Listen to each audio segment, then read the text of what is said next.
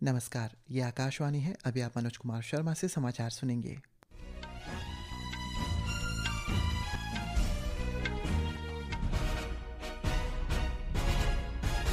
पहले मुख्य समाचार। प्रधानमंत्री नरेंद्र मोदी ने भारत में बुनियादी ढांचे की क्रांति के 11 वर्षों पर प्रकाश डालते हुए कहा, बुनियादी ढांचे में जीवन तेजी से सुगम और समृद्ध हो रहा है। भारत के बाजार पूंजीकरण में मार्च से $1 ट्रिलियन की वृद्धि, ये विश्व के शीर्ष 10 बाजारों में सर्वाधिक लाभ है। भारत का सामाजिक सुरक्षा दायरा वर्ष 2015 के 19% से बढ़कर 2025 में 64% से अधिक हुआ। उत्तर भारत भीषण लू की चपेट में, पंजाब और राजस्थान के कुछ हिस्सों में तापमान 47 डिग्री सेल्सियस दर्ज किया गया। ताइवान में सिंगापुर के मालवाहक जहाज के 18 चालक दल के सदस्यों को सुरक्षित बचाने पर भारत को धन्यवाद किया। अमेरिकी ट्रंप प्रशासन ने आव्रजन छापों को लेकर चल रही अशांति के बीच लॉस एंजलिस में कर्फ्यू लगाया और लॉर्ड्स में दक्षिण अफ्रीका और ऑस्ट्रेलिया के बीच विश्व टेस्ट क्रिकेट चैंपियनशिप का फाइनल आज खेला जा रहा है। अब समाचार विस्तार से। प्रधानमंत्री नरेंद्र मोदी ने कहा है कि अगली पीढ़ी के बुनियादी ढांचे के लिए भारत का प्रयास सतत और दीर्घकालिक दृष्टि से प्रेरित है। सोशल मीडिया पोस्ट में श्री मोदी ने कहा है कि यह आत्मनिर्भर भारत की नींव रख रहा है। प्रधानमंत्री ने कहा है कि बुनियादी ढांचे में क्रांति के 11 साल हो गए हैं। इस दौरान बेहतरीन बुनियादी ढांचे बनाए गए हैं। इससे भारत की विकास में गति आई है। उन्होंने कहा है कि रेलवे से लेकर राजमार्ग और बंदरगाह से हवाई अड्डा तक भारत का तेजी से फैलाव बुनियादी ढांचा नेटवर्क जीवन को आसान बना रहा है और समृद्ध भी ये और बढ़ा रही है। गृह मंत्री अमित शाह ने कहा है कि मोदी सरकार ने 11 वर्षों में देश के बुनियादी ढांचे में क्रांति लाकर भारत का पुनर्निर्माण किया है। सोशल मीडिया पोस्ट में श्री शाह ने कहा है कि नवनिर्मित अत्याधुनिक बुनियादी ढांचा परियोजनाओं ने लोगों को करीब लाकर राष्ट्र की एकता को मजबूत किया है। केंद्रीय मंत्रिमंडल ने रेल मंत्रालय की 2 परियोजनाओं को मंजूरी दे दी है, जिनकी कुल लागत 6,405 करोड़ रुपए है। इन परियोजनाओं में कोडरमा बरकाकाना दोहरीकरण और बेल्लारी चिकजाजूर दोहरीकरण रेल लाइन शामिल है। मंत्रिमंडल की बैठक के बाद नई दिल्ली में मीडिया को जानकारी देते हुए सूचना एवं प्रसारण मंत्री अश्विनी वैष्णव ने कहा कि 133 किलोमीटर लंबी कोडरमा बरकाकाना दोहरीनी परियोजना से 938 गांवों और 15 लाख की आबादी को बेहतर कनेक्टिविटी मिलेगी। उन्होंने कहा है कि ये परियोजनाएं झारखंड के 4 जिलों कोडरमा, चतरा, हजारीबाग और रामगढ़ को जोड़ेगी। श्री वैष्णव ने बताया है कि परियोजना का हिस्सा झारखंड के एक प्रमुख कोयला उत्पादक क्षेत्र से होकर गुजरेगा। प्रोजेक्ट है बल्लारी चिकजाजूर। ये आंध्र प्रदेश और प्राइमरीली कर्नाटका में ये प्रोजेक्ट है। ये भी बहुत लंबा प्रोजेक्ट है। 185 किलोमीटर्स की डबलिंग है। ये 3,342 करोड़ रुपीस का प्रोजेक्ट है। साउथ वेस्टर्न एरिया में Mangalore port is the most important port. It will basically connect the hinterland efficiently with the Mangalore port. Ballari Chikjajur. This means lot of traffic which comes from parts of Andhra all the way up to Secunderabad Hyderabad, वहां से एक west coast पे port को connectivity मिलेगी। सिकंदराबाद हैदराबाद वगैरह area के लिए केवल एक कृष्णापट्टनम पोर्ट अवेलेबल था अभी तक। इस लाइन के पूरा होने से मैंगलोर पोर्ट भी अवेलेबल हो जाएगा। भारत ने सेवा, सुशासन और गरीब कल्याण के सिद्धांतों से प्रेरित होकर एक दशक तक उल्लेखनीय परिवर्तन किया है। आकाशवाणी समाचार आपके लिए पिछले 11 वर्षों में प्रमुख क्षेत्रों में सरकार के प्रयासों पर एक विशेष श्रृंखला प्रसारित कर रहा है। इस कड़ी में आज हम भारत के परिवहन बुनियादी ढांचे के परिवर्तन पर ध्यान केंद्रित करते हुए जानकारी दे रहे हैं।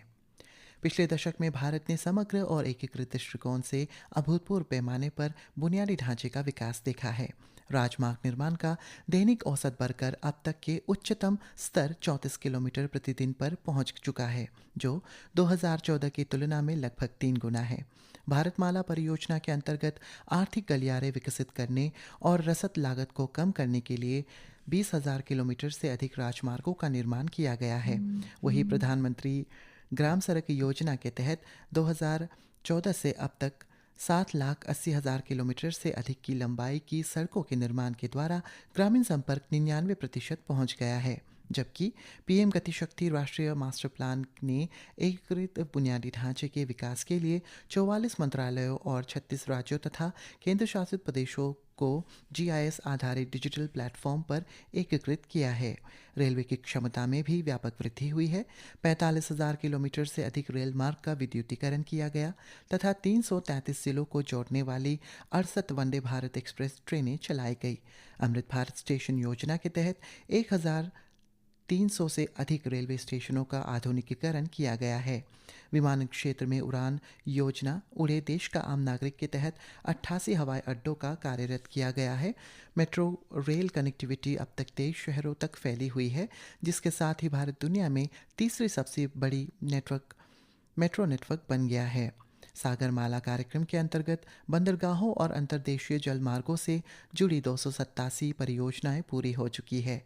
दुनिया की सबसे ऊंची चिनाब रेल ब्रिज, दुनिया की सबसे लंबी राजमार्ग सुरंग अटल और दुनिया की सबसे बड़ी मूर्ति स्टैचू ऑफ यूनिटी भारत के इंजीनियरिंग करिश्मों में अविश्वसनीय प्रतीक है।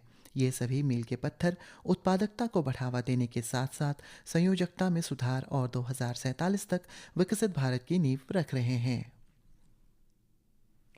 प्रधानमंत्री नरेंद्र मोदी ने कहा है कि बहुदलीय प्रतिनिधिमंडल ने विभिन्न देशों में जिस प्रकार पहलगाम आतंकवादी हमले और ऑपरेशन सिंदूर के बाद आतंकवाद का सफाया करने की आवश्यकता के संबंध में भारत के विचार को प्रस्तुत किया है, उस पर उन्हें गर्व है। प्रधानमंत्री ने पिछले कुछ हफ्तों में विश्व में 33 देशों की यात्रा करने वाले बहुदलीय प्रतिनिधिमंडलों के सदस्यों से कल मुलाकात की, जिसमें सांसद और पूर्व राजनयिक शामिल थे। प्रतिनिधिमंडल के सदस्यों ने प्रधानमंत्री के साथ मुलाकात में अपने अनुभव साझा किए।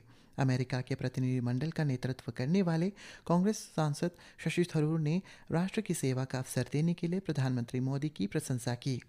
5 देशों के सर्वदलीय प्रतिनिधिमंडल का नेतृत्व करने वाले जनता दल यूनाइटेड के सांसद संजय झा ने कहा कि कल प्रधानमंत्री नरेंद्र मोदी के साथ बैठक के दौरान विभिन्न देशों का दौरा करने वाले प्रतिनिधिमंडलों ने उन्हें यात्रा के दौरान प्राप्त प्रतिक्रियाओं की जानकारी दी।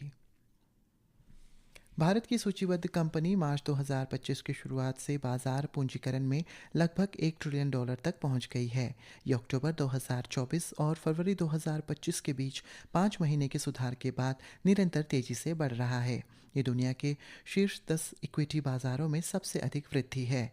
भारत वर्तमान में अमेरिका, चीन, जापान और हांगकांग के बाद वैश्विक स्तर पर 5वां सबसे बड़ा बाजार है। भारत का सामाजिक सुरक्षा दायरा 2015 में 19% से बढ़कर 2025 में 64.3% हो गया है। अंतर्राष्ट्रीय श्रम संगठन के नवीनतम आंकड़ों के अनुसार इस दायरे में पिछले एक दशक में 45% अंकों की वृद्धि देखी गई है। संगठन के महानिदेशक गिलबर्ट एफ होंगबो ने प्रधानमंत्री नरेंद्र मोदी के नेतृत्व में भारत की गरीब और मजदूर वर्ग के कल्याण पर केंद्रित नीतियों की प्रशंसा की।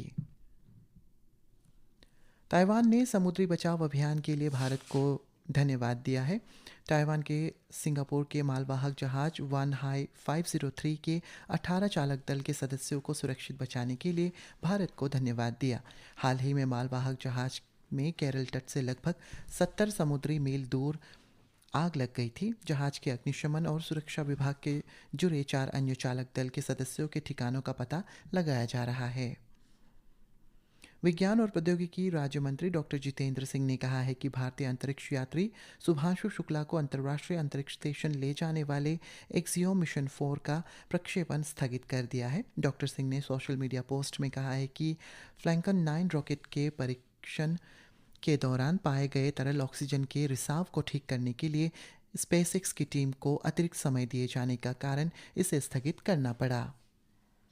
केंद्रीय अन्वेषण ब्यूरो सीबीआई ने एक साइबर अपराध गिरोह का पर्दाफाश कर 2.8 करोड़ रुपए की क्रिप्टो करेंसी बरामद की है। सीबीआई के अनुसार भारत में संचालित एक साइबर अपराध गिरोह के बारे में विश्वसनीय जानकारी के आधार पर यह मामला दर्ज किया गया था।